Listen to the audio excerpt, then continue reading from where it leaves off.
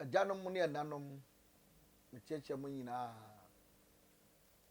ɛnɛ yɛbɛka biribi kakraa bi na yɛsua de afa ɛyɛ yɛ nipadua ɛho. Man has three garments. Na three garments na yɛkita no ɛno ɛna yɛ wo sunsum wɔ kra ɛne wo nipadua. Eti no nsuo ɛnam yɛ mu, mogya ɛnam yɛ mu. Na mebisa wo sɛ nsuo ɛnam yɛ mu no sɛ ɛno de wonim, ebisɛ wonim nsuo na wonim baabi ko nso a wonya nsuo nso yɛ dɛn ɛnom. Yɛnya nsuo efiri botan mu, bepɔ mu. Yɛ obi kora yɛfrɛ no adukuro mu nsuo. Sɛ nsu tɔ a ɛsɔne wɔ haban no so kɔtaa dua no ɛyɛ tokuro no mu a na aba bɛyɛ spiritual water. Yɛde yɛ nneɛma bebree. Yɛde yɛ nneɛma bebree. Na saa adukuro mu nsuo no nneɛma a yɛde yɛ no mɛkyerɛw. Na mo pɛ sɛ yɛnhu bibi kakra sɛ so na yɛde yɛ mogya no wonim anaa? Ɛdɛn na nyame ɛde yɛ mogya? Na ɛyɛ ade ketewaa bi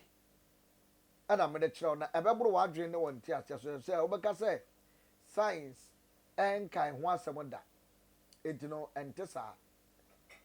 Ɛyɛ bibi biara na science anaasɛ wobɛnya ho data. Hwɛ bibi te sɛ yɛwɔ apemfuduro ana aduro a ɛnya apemfuduro but ɛsɛ yare ɛbɛma me no mmienu nyinaa. Na meka kyerɛw sɛ yɛkɔfa duro bi firi ha ba a wode nyɛ dɛn ɛnte ase. Ɛfiri sɛ wobɛka sɛ hɔ ne ɛyɛ very contaminated. Ɛyɛ he for American. Yɛtumi kɔfa aduro ɛwɔ bɔla so ɛbɛsɛ nipa yare ɛma ne yɛ yie. Yɛwɔ dua bi wɔ hɔ a efifiri ɛwɔ bɔla so bebree yɛn nyinaa yɛnim sɛ dua no ɛyɛ adede nkruma. Yɛnim ne yɛde n'aba ɛyɛ n'ahaban ɛyɛ ɛne ne dua nankasa na esi wɔ no n'ase no ɛwɔ ne yɛn no so yɛ dɛn ɛyɛ. Eti ade biara ni wɔ ɛwɔ wiase ɛho ɛni yɛ dɛn ɛni mfa so. What you say? Near the boy you moja, way you move dear free son. So over Jenny say, a deal. And I win you. The wisdom of God is the same as human being. But never can I say, you were supreme being. I don't know the creator. On board the sunny year and who be beyond never to us as way so. But you beside the supreme being, no, or your bar or your bema ana. To the government that we have, a year soon in the Padiano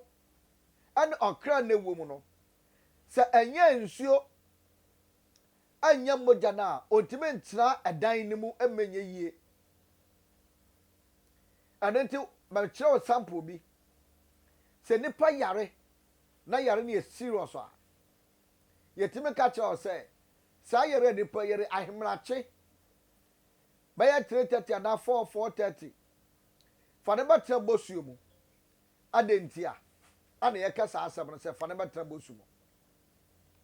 If you say, bosu na baby be purified. A baby cleansing the pediana me body nimu.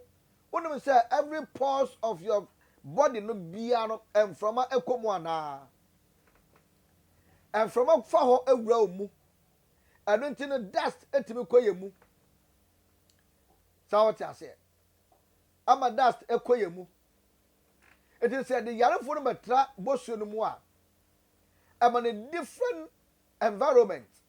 because a diner or woman no. A dino,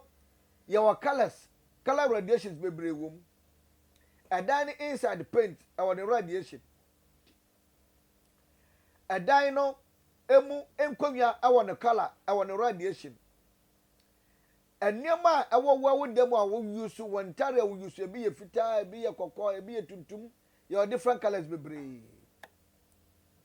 ano so ne radiation sawa ta se etu wo na wo se wo de watare nyina yɛ fitaa wa penti wo dem wo nyina fitaa wa yɛ wo nkonwa nyina yɛ fitaa wo tv yɛ fitaa ana on check here wo de nkonwa leathers ni nyina yɛ white edem ho nyina yɛ white wo ceiling yɛ white wo bedsheet yɛ white bed a wo da so bet spray no white na television na bo dem wo no yɛ fitaa maybe some question o so wo tv ni nyɛ color ni nyɛ white because ekita black ana any other color ana wo dem wo it no suma different radiation so what I say carpet na said dem ho no so white and a color ben because you're red you're black you're ash say na tiles na what to dem wo no and no say then ete you're different colors of what tiles na what share tiles are white da fita so wo hu bi a onua me hu bi ye ana mentime nka je se eni ho anase ewo ho ese ye onua bi wo ho a obi be use a wunim sawoti ase but sese am no kasa me mani ehu tiles a white me hu bi da sababi sa karaman say so wo hu sa tiles ni bi ana oso hu bi da sawoti ase etini bibia ye yusu bia wodam no ewo esunsun so aso a ede manipadua no eti diu na wo bebetra mu bosu na wo bebetra mu ahemnache no akoyi se owie no be hyase pie no num ne fa no nsia koso no nsia ne fa no 6:30 there about no na afei heat ashase ye den eba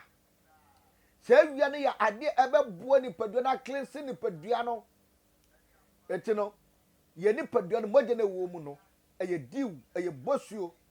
ana ere the regulatory system no edema ene se edem ye hia ne epia bonten a yenya enframa pa ewa bonten pa bon se na fa ni padua no hwan den asane no okra no hwan den asane no ene se oba study a yare wo hoi se ekanipa enkwa nopa enkwa wia yare ko anajo tini yare wo hoi ekọ anajo because adechia nopa obeti awo kakra ewie ne piepe obese na fe body ne sesa eye yare ni nyina na wo bedi wo wie ketekete mu na sa yare na ye severe a adu akiri pa obese ho na nunum ndro na ebedi baabi no obese ho na mawie na ho an de do so je se de yare na ekọ dabi after 4 o'clock eye nwumre obese wa sa start experience ketenkete say asa wado kakra asa oya enofo na kakra because yare bia ye den etu anajo enti abono miensa do 9 no num no nsia na wonya radiation na chese yare na wo mu no wonte ne nka na yare na de ono ye de eto nkwanta ya pai oja wo mu aiden akọ sadat na sa tre government ye wo ye mu na ye nsuo ada ye mu yi regulatory system no ema moja edwo no so ye bi se ensoko se nsuru tawumu a ayede nsuo moja no wo mu a ne cooling system no ayede ade sauti ase moja ne wo mu no ne cooling ekulu moja no ayede ayensu anenti na science no Dr. Samaya ti ase se ensu ekita 75% of the body ati se car sa wo hwe car aye ensuo no a yedigu radiator ni mu no aye tank ni mu no sa wo spark car na but ensu no rotate ekwa engine ni mu na engine ye dade ni tin edo within 2-3 minutes we don't say cancel na start here then na ɛyɛ hye so when the car na to 30 minutes 1 hour 2 hours sɛ na ensu no boil water tank ni mu no ɛyɛ asam ketewa but etimi kulu engine ma engine yɛ den ɛyɛ form the car na ntaw overheating yɛ den ɛma add intia if say ensu na do ehuru but any engine block no you compatible because the heater of the block is different from the heater of the water. It ensuring to me cooling still. So I say ensuring to me cool ya. And to my engine function very well. San and nipa the sense ya then ete. So on by ajuna. San and nipa then ete. What I say? It ensure ade yemu. Na ye wo kra sunsum ani nipadua no na ewo mu no sɛ wonyi de wonyansa no wonyansa paapai mu a esu na taw mu no so efifire fiwa what test am wo sɛ dai tasteless anase den na wonya ewo mu sorry obawo sɛ wo fifire no wo ka ha what salt enkyere kakra ewo akyire wojo nso a wonya salt kakra ewo akyire first no mo mayete ase eye old science ne mayete ase say so person wu say wonni sugar na o sugar content no ye very good a wojo nso na wo ka hwa wo say enkyire ye den ewu mana say wo sugar content na wo mu no eye very very solid eye no eye den eye manipadua no na wo ka hwe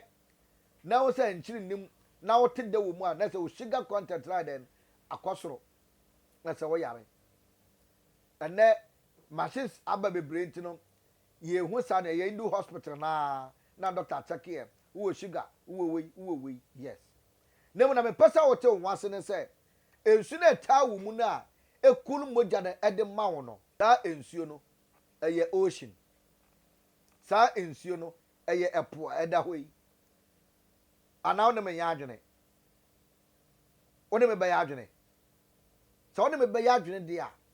and na ye religious perspective ye den efi wadwene mu na bra nature science mu eno ansana no no fa wona me ba yaadwene ana wo pa wa science mu wo pa for religion ka ho wo ye dan esu etawo mu no eye epo eye ocean ete jonso na hwa ade se yare ba ensuo no mu a wo se ocean nankasa adaden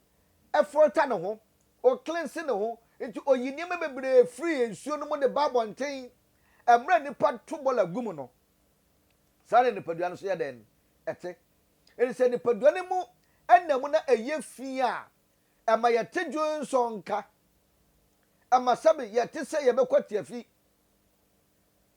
tawti ase eti nipadua na ye recycle ni wi a ne ehia no na wa ye pia bonten ne ehia no na wa kipu eti ye wo organs bebre e wo nipadua ne mu tie ni yo wo kidney wo liver wo pancreas tawti ase wo niema system no ensoro enya de nyina ye den e wo nipadua ne mu so ho sanya ma wa nyina na wo mu ni nyina eye systems it is the padua be ye contaminant na ontimi control na moja na dua na ye di no etimi regulate ye and digest ye emma aye kidney no anemrabo no ye adwuma over tieni ye pa na nipa wodi dia du ba bi na bro wo so a wo se na fa wo home no ye den wotimi home ye ese efro na wo ho no ya chemu miensa eye tank ene sa wo tu ka tanka mo se ya chemu 1 2 3 so what steady a etiba bia ubebu tank no ubu petrol ana fuel diesel whatever edugo tank ni mu a se eye ma ubo se bia tank no ba bia de tini wo no ubo se ya ye hole bi ato ho na ye the breathing space for the engine no aye fuel no se na be ya heating ko ginam na ma ayɛ den explode because wo steady a tank no and exhaust no na den and bɛn tank no ɛyɛ pipes na nam ase no efidi tank no pump ne de ma engine ma yɛ adwuma no ɛyɛ closer to the exhaust eti no sɛ leakage kakra bi ba pɛ ɛbɛ catch fire sao tia se eti yɛ tank no sɛ ɛyɛ rubber ɛyɛ hard one blast but yɛwɔ temperature bi du baabi a wodi akora card bɛyɛ den ebetima sɛ sane nipadua no yɛ den ɛte ɛni sɛ wodidi a yɛwɔ base aduane hyɛ ase firi hɔ na wode ba wobɛdu mim efifiri hɔ na bɔsɛ na wommee afei sɛ wodu mfifiri na wommee a afei deɛ aka no ɛyɛ nsuo a wode bɛba akyire yi tie ne ye sɛ wodidi na wonom nsuo a ɛyɛ ne nyinaa na ɛkɔka cause ɛwɔ baabi nsuo fo na wɔ baabi aduane no ɛfa but obiara no system obi no didi na onom nsuo a otimi yɛ constipated sɛ ɔta sɛ otimi yɛ constipated na that means na ne tie fi kɔ na bɛyɛ de ama no obi nso didi a na onom nsuo a etimi ne ma ne nyɛ free verse na ɔyɛ de otimi kɔ agyanan ama ne ho tɔ no eti no ɛnyɛ pɛ obi obɛdidi awie bɛyɛ 10 minutes answer wɔnom nsuo ne nyinaa yɛ tie ne yɛ o ne nyinaa yɛ eti sɛ wodidi na du baabi a nsuo no ɛkwan no aka no ɛwɔ soro no a na wofɔ so de aduane no hyɛm de aduane no hyɛm de aduane no hyɛm a wobɛsɛ fo wabɛyɛ ma nsuo kakra bi ka no pɛn fɛ wo ho yɛ den ɛtetee wɔ wama ɔkra no ɛbrɛ nipadua no ɛbrɛ sunsum na wɔ mu no so yɛ den ɛbrɛ sɛ wɔte ase eti ma space yɛ den ɛmrɛ mu ɛno ti yɛ de car tank no mede yɛ sample yɛ den ɛde maaw sɛ wɔte ase ebedu engine mu hɔ a wobɛnsɛ yɛwɔ air cleaner a pressure ne nyinaa yɛ den ɛfa hɔ ɛsɔ ne mfuturo a bɛkɔ engine ne mu sɛ wɔte ase saa air cleaner no ɛnoa ne yɛ nose wei ɛnoa na mframa fa yɛ asom a clean ne ho sɛ na bɛyɛ a mfuturo bebree nya kwan nkɔta nipadua ne mu kyɛ ne yɛ ɛni sɛ wodidi a mogya no asfredi afusane na mmerɛboɔ no akɔkɔ yam aduane no na ayi nneɛma pa a ɛwɔ mu ɛde ma nipadua no tie ne ɛka waste na obibi abɔ ne frɔ ne glycogen tie ne ye eti no ɔkɔ store aduane na edu baabi abɔ na ɔkɔm dew but wonyanya aduane bi ani yɛ body na bɛsɛ recycle ne ho asia kɔ bin ne mu akɔkɔ yɛ aduane bi di aba abɛfidi nipadua no eti wobɛwu sɛ ɔkɔm de bɛ kakra na ɔkɔm ne obi ewu nipadua yɛ n'adwuma wɔsɛ recycling wɔ waste no gyaayɛ no na empia bɔnte no ɛsa wɔ mfaso no yɛ den ɛwɔ hɔ saa na nipa biara usu no ba yɛ den ɛte sɛ ɔte ase ɛni sɛ wɔnhwɛ nipadua no yie na wɔfa nneɛma pa ehia no amfa ama no na wosɛ wode wobɛyɛ nea wopɛ bi adam nipadua no a mesrɛ wo wobɛnya ɔhaw amane abɛbrɛsɛ ɛne na de yare yɛ den ɛbrɛ yɛn yɛde die ɛnyɛ yɛne yɛn ɛne nneɛma basabasa bi wɔyɛ da ɛnyɛ ɛna de ɔhaw ɛto nipadua no yɛammɔ yɛn sɛ yɛnyare yɛamma asase wɔ so yɛbɛfa yare tie ne yɛ akwadaa ketewa wɔ hɔ yi tie ne yɛ o sɛ yɛwo no a doctors ma yɛte aseɛ sɛ akwadaa wɔ bosome ba na fi day 1 bosome mmienu bosome mmiɛnsa ɛno mu na de no onni malaria ɔyɛ malaria free adentia ebisɛ aduane a ɔbɛdi ne nyinaa yɛ nufu nsuo sɛ ɔstate so ɔnom kokokora na ɔyɛ still ɔyɛ malaria free ɔmfa akora no kɔ hospital yɛ diagnose ami ehu malaria yɛ den ɛwɔ ne blood system mu da ana akora no nso na ɔba no bibie yɛ clean bibie fi bi yɛ nkɔ mu adwene yɛ very blank mogya no yɛ very perfect efi ne keka bi anim te sɛ akora bɛnya ɔhaw amane abɛbrɛsɛ ɛwɔ ne nipadua mu ɛwɔ asase wɔ esu a efiri ne maame ɛne ne papa ɛna de ama no tie ne yɛ paa efiri maame ne papa no na akɔ so the trouble to the child ɛno ansa na akora no bɛnya yareɛ but ɛnɛ no ewiase nneɛma no ayɛ den asesa eti na akola ketua ye be wo no na ne otumi ya stroke otumi ya wei otumi ya we adentia efise nipa bi atake the key of knowledge